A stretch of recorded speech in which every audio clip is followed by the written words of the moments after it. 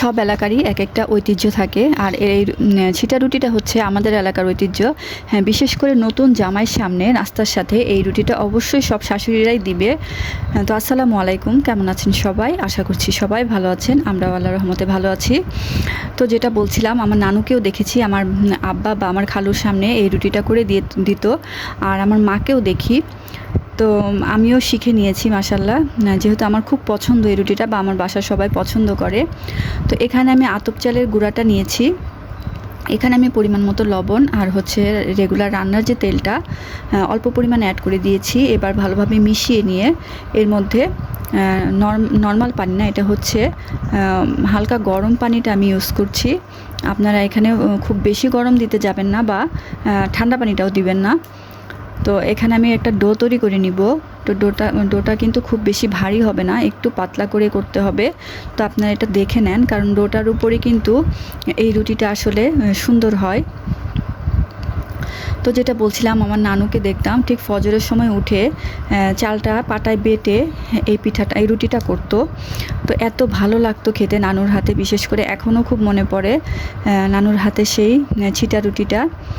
তো এখন আসলে আমাদের এত সময় নেই যে আমরা এটা পাটায় বেটে তারপর করব। তো এটা আসলে মেশিনে এখন চালটা গুঁড়া করা হয়। আর এখানে আমি দেখতে পাচ্ছেন কলা গাছের একটা কি বলে এটাকে, আমরা তো ডাউগা বলি, তো সেটা দিয়ে আমি একটা ফ্রাই প্যানে তেলটাকে ব্রাশ করে নিচ্ছি।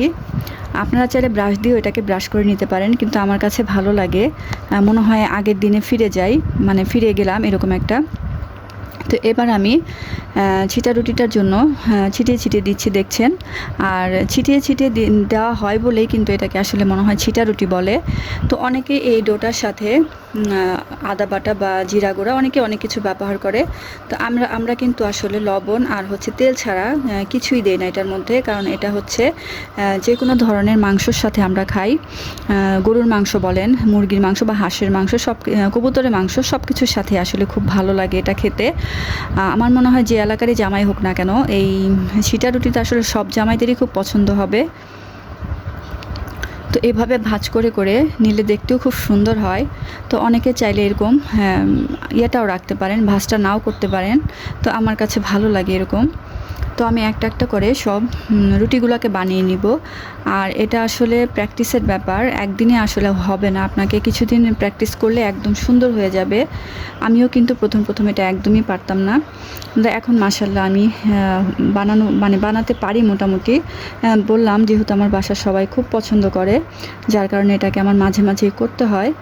বিশেষ করে সকালের নাস্তায় গরুর মাংস রান্না করা থাকলে, চালের গুঁড়া থাকলে এটা খুব সহজেই কিন্তু আপনারা করে নিতে পারেন।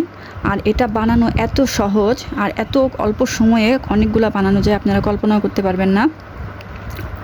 বরং রুটি বানানো বা পরোটা বানানোর থেকে অনেক বেশি সময় লাগে। আর এটা আপনার জাস্ট ডোটা তৈরি করে আপনারা এইভাবে ছিটিয়ে ছিটিয়ে বানালেই হয়ে যায়।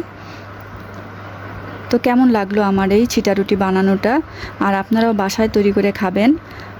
আর আমার ভিডিওটা যদি ভালো লাগে, সবাই একটু লাইক কমেন্ট করবেন আর পাশে থাকবেন। তো এটা আমি আজকে গরুর মাংসের সাথে পরিবেশন করছি। আলহামদুলিল্লাহ, সবার দাওয়াত রইল। আজ এ পর্যন্তই, আল্লাহ হাফেজ।